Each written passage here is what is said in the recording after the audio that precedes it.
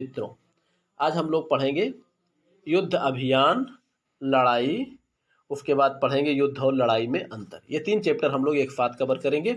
चलिए पहले हम लोग पढ़ते हैं युद्ध अभियान। युद्ध अभियान है क्या चीज़? ठीक है, युद्ध अभियान क्या है? देखा जाए तो युद्ध अभियान जो होता है ये स्ट्रैटेजी का एक भाग होता है। स्ट्रैटेजी हम लोग बाद में पढ़ेंगे, लेकिन अब चूंकि पहले हैं तो इसको हम लोग पहले पढ़ते हैं। ठीक है, लेकिन स्ट्रैटेजी हम बाद में समझाएंगे, तब आप लोग इसको पढ़ेंगे तो समझ में आएगा। ठीक है बच्चों, चलिए, यह स्ट्रैटेजी का ही एक भाग होता है जिसे युद्ध अभियान एवं युद्ध यात्रा भी कहा जाता है। ठीक है, यौद्धिक कार्यवाही या युद्ध हेतु सैनिकों को मुख्य भूमि तक पहुंचाने को सैन्य अभियान कहा जाता है।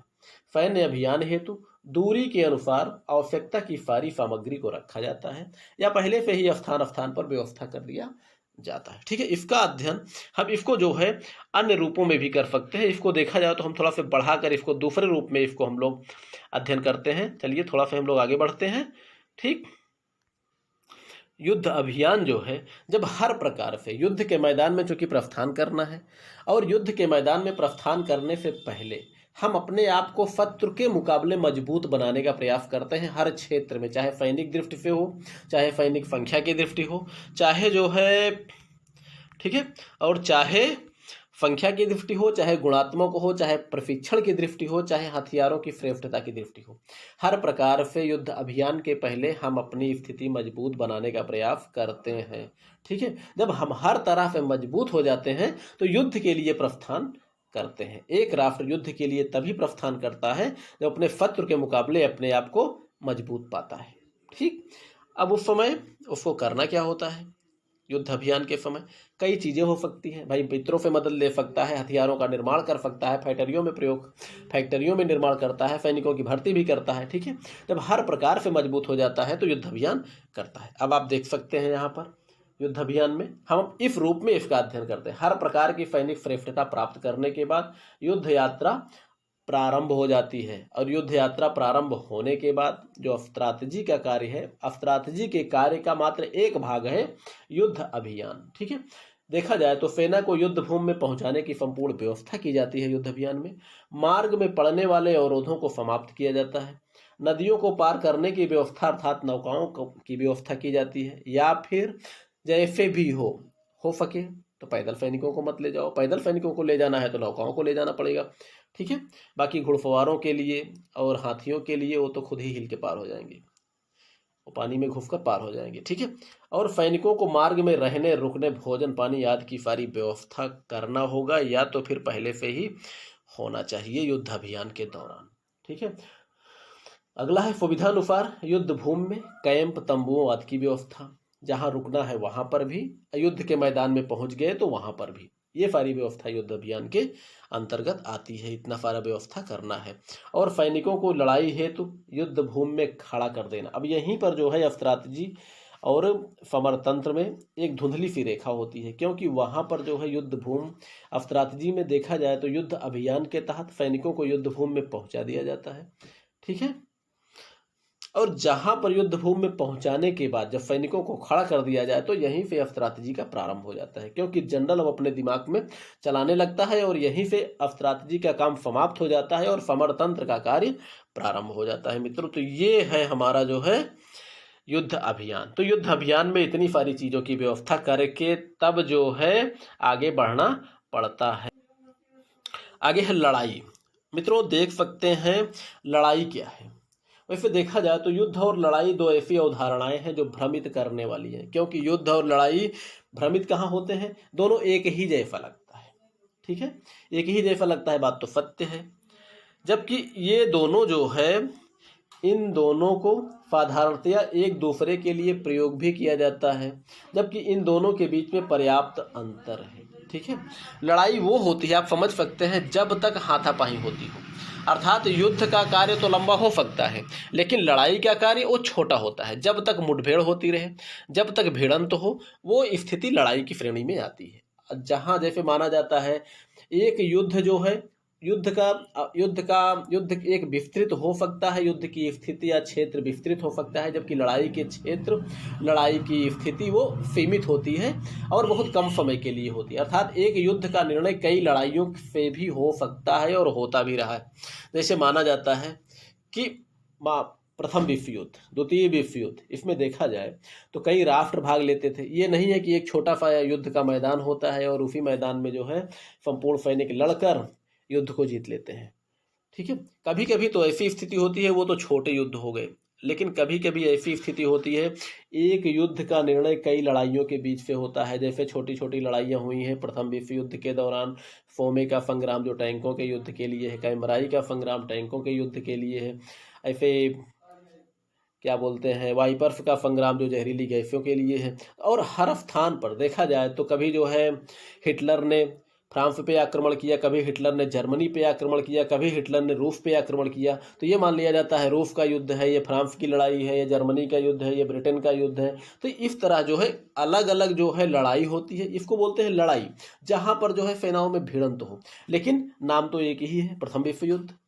तो ऐसे ही देखा जाए तो जो बड़े युद्ध होने लगे, क्या बोलते हैं प्रथम विश्व युद्ध या द्वितीय विश्व युद्ध, उसके पहले भी बहुत से युद्ध हुए हैं, जिसमें कई ऐसे युद्ध हैं जिसमें एक युद्ध का निर्णय कई लड़ाइयों के बाद ही होता है, हुए भी हैं। ठीक है, वो पहले के ऐतिहासिक युद्ध दूसरे हैं, जो कि सुबह युद्ध हुआ, शाम तक होते होते एक राज्य का दूसरे पे अधिकार हो जाता था, या फिर एक राज्य को जो है खंडहार बना दिया जाता था। लेकिन आधुनिक युग में औद्योगिक क्रांति के बाद जो भी युद्ध हुए हैं वो लंबे हुए हैं, और जिनका निर्णय जो है कई लड़ाइयों के बाद ही हुआ है। लड़ाई दो व्यक्तियों या दो बलों या दो राष्ट्रों या दो गुटों या दो विरोधी पक्षों के बीच हिंसात्मक भिड़ंत है। ठीक है, लड़ाई युद्ध से छोटे होते हैं, जबकि युद्ध लंबे समय के लिए होते हैं। जैसे हमने आपको बताया कि एक युद्ध का निर्णय कई लड़ाइयों से हो सकता है, कई लड़ाइयों के निर्णय के बाद हो सकता है। ठीक है, चलिए आगे हम लोग देखते हैं युद्ध एवं लड़ाई के बीच में अंतर क्या होता है। ठीक है, चलिए इसको कुछ पॉइंटों में हम इसका अध्ययन करते हैं। युद्ध एक नियोजित और लंबे समय तक चलने वाली घटना है, जिसमें राजनीति का विशेष महत्व होता है, जबकि लड़ाई एक अनियोजित और थोड़ी देर तक चलने वाली घटना है। इसमें किसी विशेष राजनीति का अभाव होता है। ये स्थिति है कि राज्य की नीतियों को क्रियान्वित करने के लिए युद्ध होता है। जब युद्ध के मैदान में सैनिकों को एक दूसरे से लड़ते समय ये नहीं मालूम रहता कि हम किस लिए लड़ रहे हैं, क्योंकि उनका कार्य केवल एक दूसरे को मारना होता है, एक दूसरे की हत्याएं करना होता है, और वे राजनीति से प्रेरित अपने राष्ट्र के एक कार्य करते हैं महत्वपूर्ण। ठीक है, चलिए और आगे हम दूसरे पॉइंट में हम देखते हैं युद्ध के कई रूप होते हैं, जैसे सशस्त्र युद्ध, शीत युद्ध भी युद्ध है, आर्थिक युद्ध, मनोवैज्ञानिक युद्ध आदि, ये अलग अलग रूपों में है। ठीक है, सशस्त्र युद्ध के अतिरिक्त शीत युद्ध, आर्थिक युद्ध, मनोवैज्ञानिक युद्ध आदि में रक्तपात नहीं होता, अर्थात खून खराबे नहीं होते। केवल सशस्त्र युद्ध, जब तक मनुष्य का मनुष्य से भिड़ंत ना हो तब तक किसी युद्ध में रक्तपात नहीं होता, लेकिन नाम सबका है। ठीक है, लेकिन फिर भी युद्ध कहा जाता है, जबकि लड़ाई बिना रक्तपात के हो ही नहीं सकती।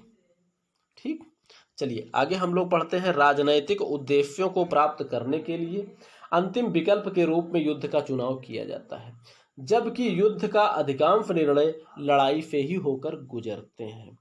ये तो सत्य बात है। ठीक है, राजनीतिक, क्योंकि बगैर लड़ाई के बहुत से कम ही ऐसे हैं जिसमें युद्ध का निर्णय लिया हो, या तो मनोवैज्ञानिक तरीकों का प्रयोग किया जाए शीत युद्ध के द्वारा, या फिर अन्य तरीकों के द्वारा, या तो बिल्कुल लड़ने की क्षमता समाप्त कर दी जाए, मनोवैज्ञानिक तरीके से उनको दबा कर रख दिया जाए कि वो युद्ध लड़े ही ना, क्योंकि लड़ाई से भी बच सकते हैं ऐसी स्थिति में। लेकिन युद्ध का जब चुनाव किया जाता है तो युद्ध का सीधा मतलब ही होता है या मैदान में आइए। ठीक है, और फिर लड़ाई के लिए मैदान में आइए। ठीक, तो युद्ध का जो उद्देश्य होता है, राजनैतिक जो उद्देश्य होता है, उससे युद्ध का चुनाव किया जाता है।